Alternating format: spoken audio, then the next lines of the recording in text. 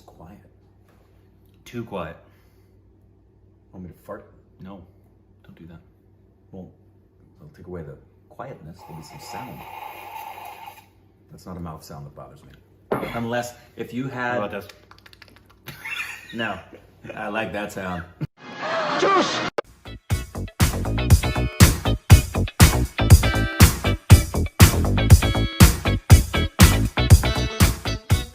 Hey, welcome back to our Stupid Directions. Yeah, dumb Corbin. Rick. Today we got a video. Thank goodness. Yeah, I was hoping so. Beep, beep.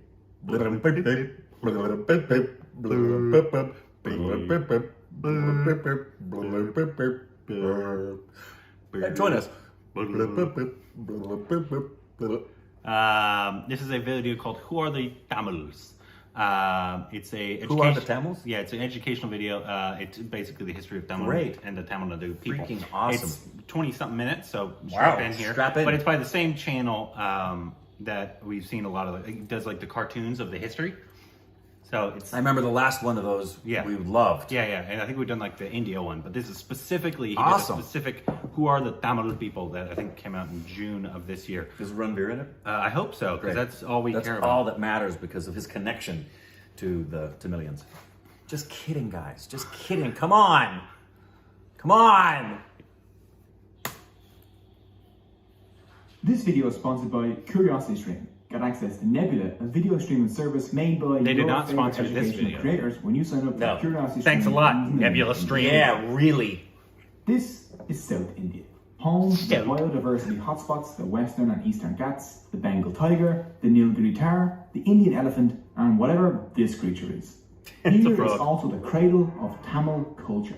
Today there are about 80 million Tamils in the world. That's more than there are French, Colombians, or Kenyans. Most Tamils live in North and East Sri Lanka or in the southern Indian state of Tamil Nadu, literally Tamil country. Tamil Nadu is now a state in modern India, but for thousands of years, Tamil Nadu, Thousands. the He must homeland know, of the Conor Tamils, was McGregor. much larger and ruled by I independent love the Irish kingdoms. accent. To survive in classical civilization because they've managed to keep their beliefs, culture, and language intact for over 2,000 years. 2000. But who are the Tamils? What is their story? And what does it have to do with $700 billion golden coconuts? Well, let's find out. I didn't know it had anything to do with 7 golden coconuts. Didn't know there was such a thing as golden coconuts. No, my coconuts are golden. The Tamils, maybe more than any other people, are in love with their language. Tamil writing has It's one been of the- dated it's as like far the back oldest as language. the 6th century BCE, from the archaeological site Kairari in India, and from the 2nd century BCE at Punakari in Sri Lanka, making it one of the oldest datable languages still in use. Tamils often call their language Tamartai, which means the Tamil mother. It's more important to the Tamil identity than land, race, or religion. If you want to have the most intense conversation of your entire life, just go ask a Tamil person anything about the Tamil language. Tamils also take pride in the independent origin of their language. See, you can roughly divide India linguistically in half. North Indians generally speak languages descended from Sanskrit, an Indo-European language. This language family stretches from North India all the way over to Iceland. South Indian languages like Tamil belong to a completely unrelated language family called Dravidian. Unlike Sanskrit, which like Latin is no longer spoken, modern Tamil survives as a living language for millions of speakers. Dravidians do not like it when North India tries to push its culture or language on the South. The earliest clear evidence of Tamil people are urn burials dating from around 1000 BCE at Adich Anador. Amazingly, they found evidence there of the worship of a god with a trident and a peacock, very like the Hindu Tamils' favourite god today, Murugan. But the Tamils really leap into world history when the Maurya Emperor Ashoka mentions the unconquerable southern Tamil kingdoms in his rock inscriptions made between 273 and 232 BCE, which is impressive when you consider the fact that the Maurya Empire essentially conquered everything else. This is right around the beginning of a Tamil golden age known as the Sangam period, lasting from the 3rd century BCE to the 3rd century CE. At this time, Tamilakam was ruled by 3 Tamil dynasties, the Solas, the Seras, and the Panjas. Unfortunately, there were no actual pandas in the Panja kingdom. I know. The Tamil kings were immeasurably rich and used their wealth to sponsor century-long poetry slams called the Sangams at the Panja capital, Spot of the concourse Madurai, lyric. where male and female poets would show off their works. These poets created thousands of poems, books, and epic stories called Sangam literature. Sangam literature is unique in how it doesn't seem to belong to any single class or religion. It was written by and concerns Hindus, Jains, men, women, farmers, kings, pandas, non-pandas, and everyone in between. One great Sangam poet, Poon Krenar, emphasized the equality of all humans, saying, "I am a citizen of the world, and everyone in the world is related to me." This was quoted by one of India's most beloved presidents, the Tamil Muslim aerospace scientist Abdul Kalam, at the European Parliament in 2007. The Sangam literature tells us about a rich, cosmopolitan and multi-ethnic Tamil-speaking society 2,000 years ago, where Hinduism, Jainism and Buddhism all coexisted peacefully, where kings would even invite priests to public debates on their beliefs. Sangam poems describe Madurai as so rich that it had a moat with secret underground passages large enough for elephants. Wow. Greek mercenaries Really? guarded its gates, and the scent of perfume could be smelled miles away from the city, where there were folks of every race buying and selling in the bazaars or singing to the music of wandering bands. So how were the Tamils so rich? Coconuts. The ancient world Spices was a like bland, Dune. flavourless, unseasoned mess. It tasted a lot like English food. Until the Tamils taught everyone the way of the spice. A 1st century CE Greek manual for sailors, the Periplus of the Erythraean Sea, says that the Tamils export pepper and other spices along with diamonds, woven textiles, pearls, ivory, malabadrum and other luxury items. What's malabadrum? Who cares? It sounds luxurious though. Another major export was cotton and silk clothing woven by women. Indian women would dominate this global trade for the next 2,000 years. Tamils traded so much that Pliny the Elder said India takes 100 million sesterces from our empire per year at a conservative estimate. That's about 10 tons of gold. China had the Silk Road, the Tamils had the Flavor Highway? No, the Spice Boulevard. Whatever. They made themselves the centre of a global trade network that linked Europe, the Middle East, Africa, India, Southeast Asia and China. And the British were We've like, discovered "We'll massive take all piles that, of yeah." Chinese, Iranian and Roman coins along the ancient Tamil coast. Tamil inscriptions have been found as far apart as Egypt and Thailand.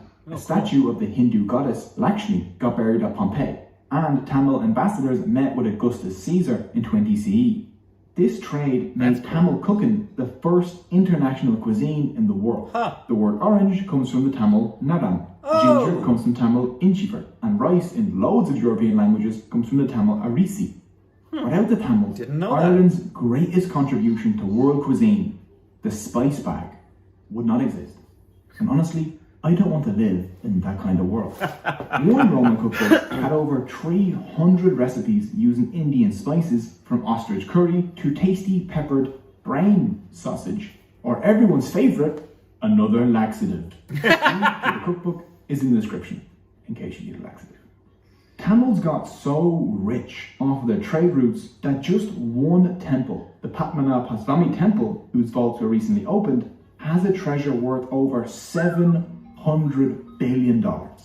This was accumulated over thousands of years from the donations from Tamil dynasties like the Seras, the Panjas, the Pallavas and the Solas.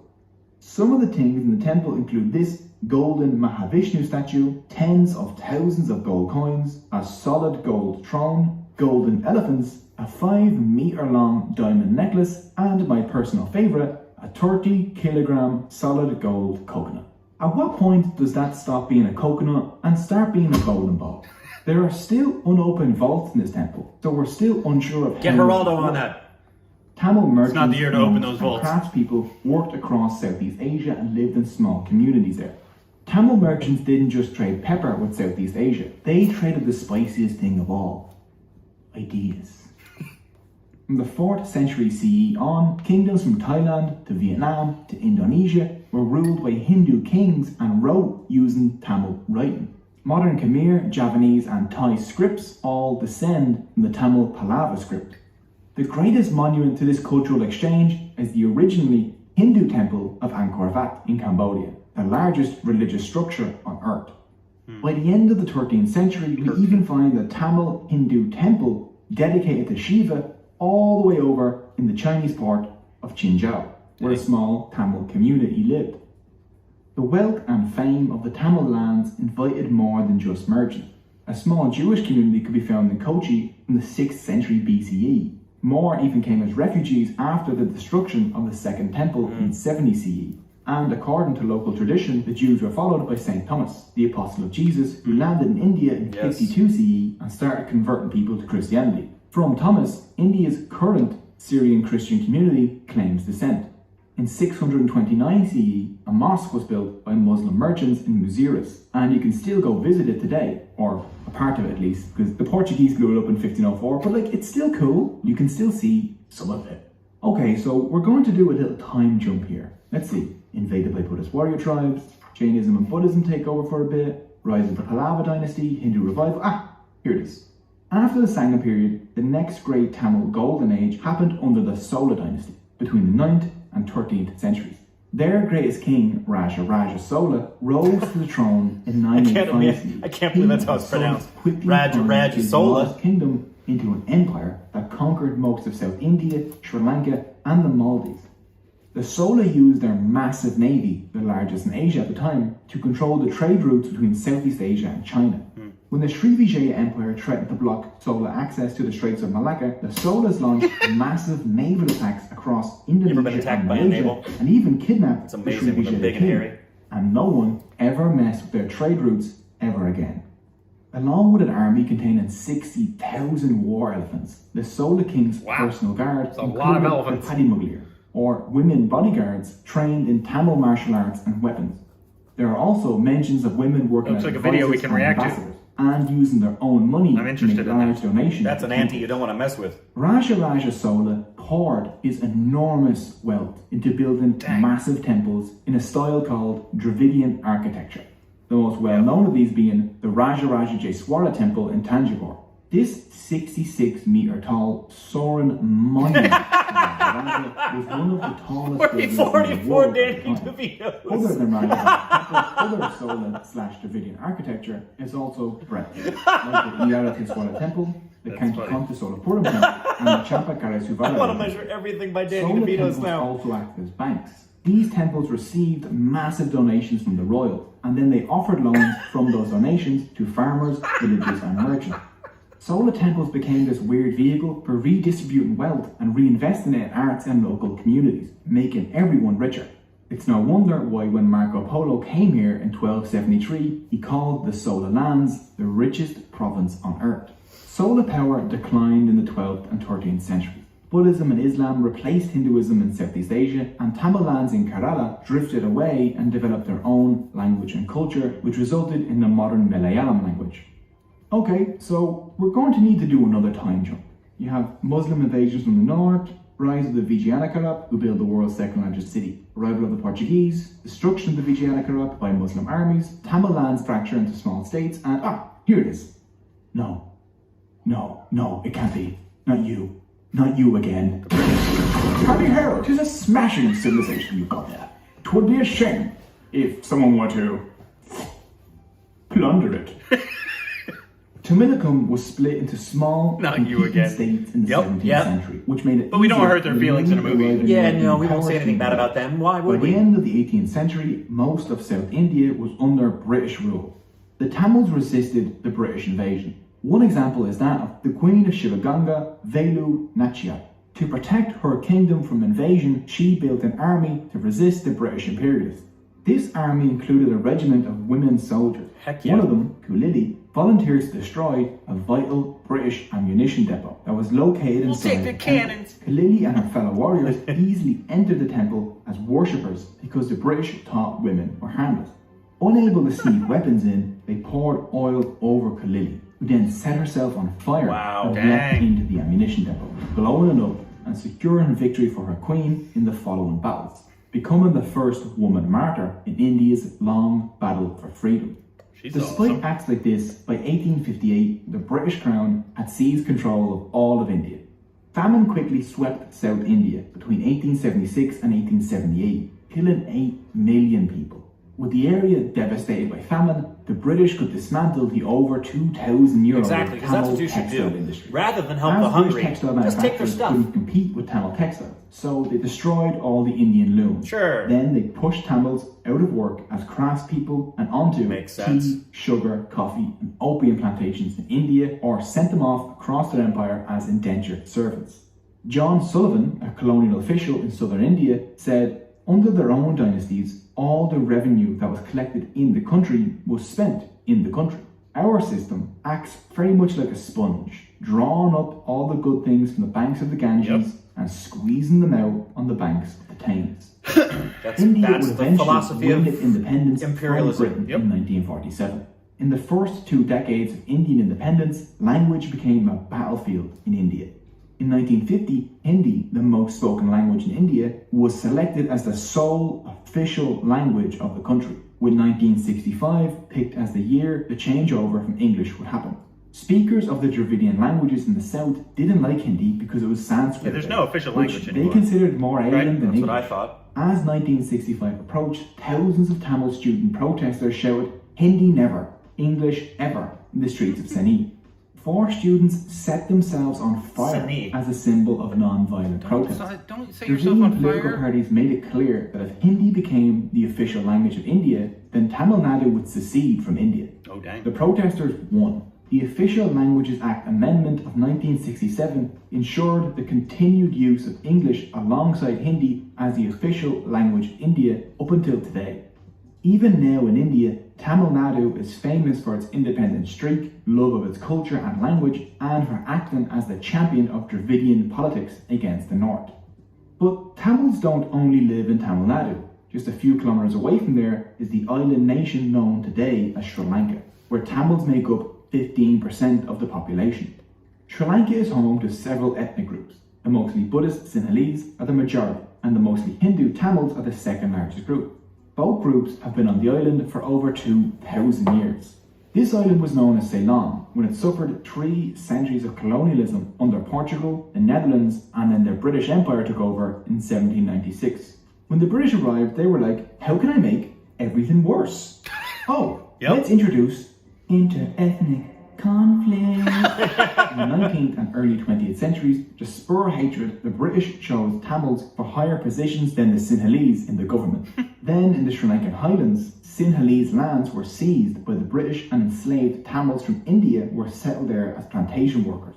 These are Indian Tamils, distinct from the Sri Lankan Tamils who have lived in Sri Lanka for much, much longer. Sri Lankan Tamils live in the north and east. Indian Tamils live in the central highlands, and the Sinhalese live essentially everywhere else. When the British got kicked out of Ceylon, now Sri Lanka, in 1948, the majority Sinhalese took control of the island. Sinhalese nationalism exploded, and soon anti-Tamil massacres swept the island in 1956, 1958, and 1977, which led to the formation of a guerrilla fighting group known as the Liberation Tigers of Tamil Eelam, better known as the Tamil Tigers. On the 31st of May 1981, the Sri Lankan police burned the Jaffna Public Library to the ground, home to 97,000 books and containing irreplaceable artifacts of Tamil history. Dang. Seeing the fire, one Tamil refugee the said, fire of it was as Alexandria. if my entire biography, my history and the history of the Tamils had been destroyed, wiped from the face of the earth as if we did not exist. On July 23, 1983, the Tamil Tigers ambushed and killed 15 Sri Lankan soldiers, causing another anti-Tamil massacre to sweep the country in an event known as Black July. The Sri Lankan Civil War had begun.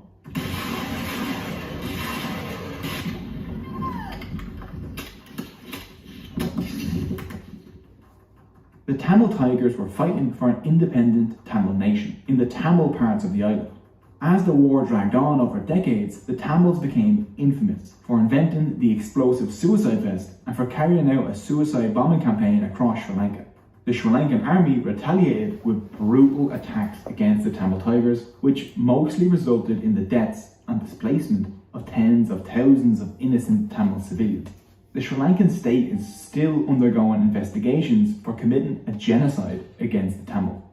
This bloody war dragged on for 26 years, until the 18th of May 2009, when the leader of the Tamil Tigers, V. Pirapakaran, was killed and the Tigers surrendered. The war took the lives of over 100,000 people, with 40,000 Tamil civilians being killed in the final few months of the war. These are rough estimates because a proper investigation hasn't been done. The war caused a mass exodus of Sri Lankan Tamil refugees to India, Australia, Europe and North America. Today around 8 million Tamils live outside of India and Sri Lanka. From the 19th century onwards, they went as indentured labourers across the British Empire, especially to Malaysia, Singapore, South Africa, Fiji, Mauritius and the Caribbean, where many have kept their Tamil identity. Tamil is actually an official language in Singapore and Malaysia. Well, I think now it's time to take a look at Tamil culture. Religion. Today about 88% of the Tamil population of Tamil Nadu are Hindus, 6% are Christians, 5.8% are Muslims, and Jains, Buddhists and Sikhs make up the rest.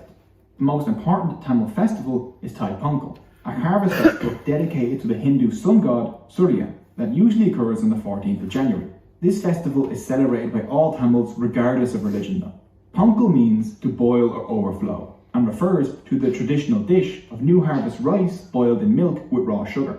Pongal celebrations include decorating cows, ritual bathing, parades, prayers, dances, creating art and getting together with friends and family and exchanging gifts. During Pongal in Tamil Nadu, you might also see a Jallikattu. In this over 2,000-year-old sport, an Indian bull is released into a crowd of people, and men attempt to grab the hump on the bull's back with both arms and hang on to it for as long as possible, attempting to bring the bull to a full stop, thus taming the bull. If they do so, they get a prize. If no one tames the bull, the owner of the bull gets a prize. There have been many attempts to ban this sport in recent years, which has caused massive popular backlash. Another interesting Tamil holiday is a May festival, the god Aravan, who is worshipped by transgender people called Terunar in Tamil. At this annual festival at Kovakam, you'll see ceremonial marriages between festival goers and the god Aravan, along with beauty pageants and dances hosted with the support of the Tamil Nadu government. In 2008, Tamil Nadu became the first state in India to allow people to legally identify as a third gender. Arts. Tanjore paintings and solar bronzes are some of the Tamils' greatest contributions to world art. But one of the more humble yet distinct features of Tamil art is the kolam, which decorates the front of almost every Tamil home. These are geometrical and floral designs made of rice flour. Each day the kolam is crafted by women and then erased the next morning to make room for a new one. Today in Tamil Nadu, huts to 5-star hotels will all have kolam. One of the most treasured pieces of Tamil literature is the Tirukkural by Tiruvulluvar, which had its origins in the Sangam period but was finalised a few centuries after. This is a masterpiece in ethics and living well. The Tirukkural is made up of 3 books of wise sayings on virtue, wealth and love, all delivered in quick 2-line poems. For example, the greatest virtue of all is non-killing. Truthfulness cometh only next. It also just stops midway and talks about how to build good forts, and I'm always down for some fort talk. Charity and kindness are also key aspects, and it emphasises non-violence and vegetarianism. Avoidance of killing and eating the meat of even one animal is more meritorious than 1,000 sacrifices. The Tirukkural is vital to Tamil culture. It pops up in songs, films and books. Every bus in Tamil Nadu is legally obligated to have a verse from the Tirukkural on it. One of the Tamils' most famous dances is Paratanateyu. This dance tells a story through complicated mudras, or hand gestures, facial expressions and body posture. It also just looks incredible.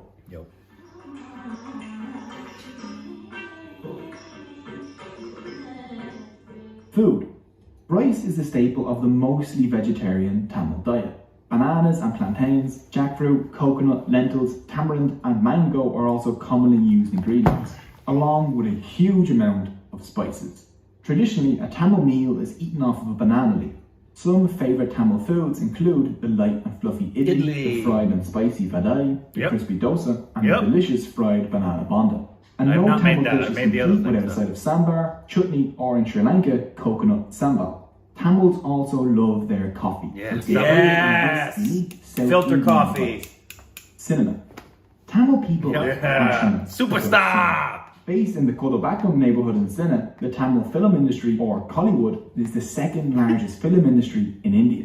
Mani Ratnam's gangster epic Nayakam Yep. was included in Time magazine's 100 best movies of all time. I actually watched a movie with one of Tamil cinema's superstars, Rajinikanth, where this happens, and it was an absolutely amazing movie. Tamil cinema has even bled into Tamil politics. 3 chief ministers of the Tamil Nadu state have risen out of Tamil cinema. Oh, wow. Tamil cinema acts Ronald as a Reagan way for situation. Tamils to preserve their independent and original culture by producing films in the Tamil language based on Tamil ideas and culture. I wish there was something like that for YouTubers, so they could create independent and high quality educational content for people that just Nice, love them. Oh wait, that was nice. Cogito and a bunch of our creator friends got the together end of it? and made our own platform called Nebula, and we're excited to be partnering with CuriosityStream. Nebula is a place think where that's you it. can watch some of Yeah, the best I think that's it educational too. content. That was really informative. Yeah, they always are. This channel, which is Cogito? Yeah, Cognito. Cognito. Yeah, everything we've ever read, I think we've done like 3 or 4 of their videos. They're always, it must take so long to animate and put all that together. Not know. obviously on top of the research. The research too that they have to do. but they keep you engaged, which is for my 2 favorite subjects were history and English, so it's not hard for me to stay engaged with a history lesson.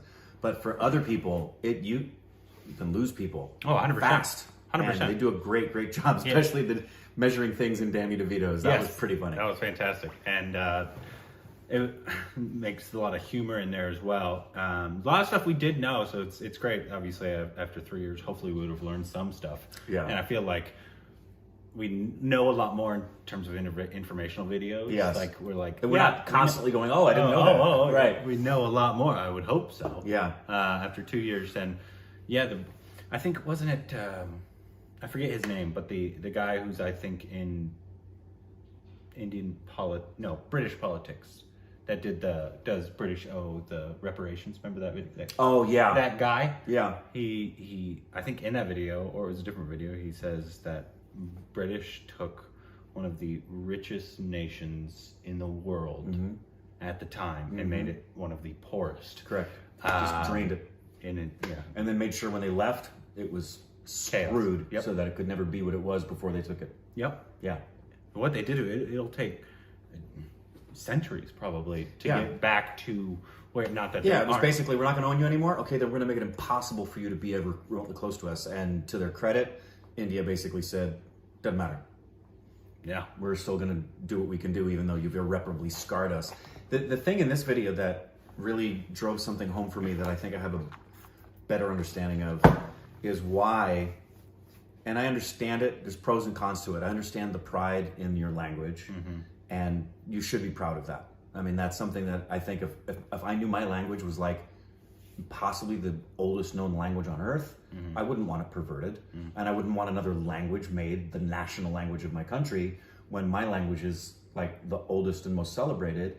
And so I understand that, but on the other hand, I don't like the divisiveness it causes, because I can see where it's really difficult to get people in certain regions to like other regions. I imagine it's really difficult for Tamil people to want to watch a Hindi film solely because it's not in the Tamil language. We know, obviously, there's a bunch of people in the Super Family that are fantastic, and they just like good cinema, like we do. Just like we do. And obviously for us, it's even though people think we have biases, we read subtitles for every single one of them. Yeah, So I mean, obviously we do have biases that are based on our own opinions and our understandings of the art form and what we feel we like, but not on a language. Not on a language basis or a culture basis or a nationality basis. Yeah, it would make no sense. No for sense to since us. I literally have to, regardless if it's Hindi, Malayalam, Bengal, whatever, I have to read subtitles. Right, So it makes no sense. Why would I have I just want good cinema. Exactly. Good cinema from every Just want good single cinema, and there'll never be any particular way to pinpoint the first language. And to me, it's kind of a moot point, because there are so many languages on the planet. Why are we going to say one's more preferred than another and just accept the fact that we have a beautiful place with as many languages as there are stars in the sky, and just get to know each of them? Like, you know what I'd love to see? I don't know that one exists. What's that language in Africa? The Dosa people, I think, or that everything, their language has the sound in it, Yeah. right? I'd love to watch a film in their language. Yeah, that'd be awesome. Yeah. I would love it. So also, I did love in this video about learning about that all the women warriors. That's awesome. It happened multiple times in this video. So if there's more videos about that, and that one where the aunt, like he's like, that's a dangerous auntie. That looked like a video we can react to. So if that's something that we should react to, let me know, because that seems interesting to me. And I'm again thinking about one of the first trailers we saw after Gully Boy was Garnica. Yeah, with Meryl Streep. Yeah, we still have. That's him, not me. Y'all, I've gotten so much hatred because of him doing that, saying you guys keep making fun of her. You find the last time that was me. That's him. Well, if she wouldn't say stupid things, But she said it once. Doesn't matter. I don't care who you are. I don't care. Never gonna let it go. I don't care who you are. If you make a dumb statement like that. But back to what I was saying. You're gonna be really. I wanted to see. I really wanted to see that movie. Did we hear anything about it? Did people say it was good or it's not? It's not good. There was mixed reviews. Of it. Mixed reviews. Okay. I figured if we got enough positives, we would have seen it. By You now. ever heard of the saying, "They'll never let me live that down"? It's sort of things like that. I don't care if you're the only person who can say like they're the greatest. It's Tom Brady. Like Marlon Brando. Is actor. Daniel Day-Lewis. And he never would. Yeah, but he's better than I mean, he's better than Marlon Brando was. So it's like no. But even I just gave the example of Tom Brady, who is without question the greatest quarterback that's ever played the game. I've never heard him say, "I'm the greatest quarterback that's ever played the game," or "I am better than Joe Montana," or those words. He may, but he's never said it. Yeah. However, if he did, I don't know that I would. It's him. First of all, she's not even Tamil, and she was playing a Tamil character in her last film. So that must piss off some of them. But again, I thought it was weird. Anyways, isn't that what was the character that Sarah played? Who? Isn't her name Sarah from Family Man in the second season, and everybody was upset because. Oh yeah. No, Samantha. Yeah, Samantha. She is Samantha. Sorry. She's Tamil. Right, but they darkened her skin. Oh no, she's Telugu. Yeah, they did darken her skin. That upset people. Yeah, that understandable. Yeah, that upset people. But wasn't she? She was playing a Tamilian. She's either Tamil or Telugu. She's one of the South states. Yeah. Anyways, that was fantastic. Very informational video. Let us know other informational videos we can react to down below.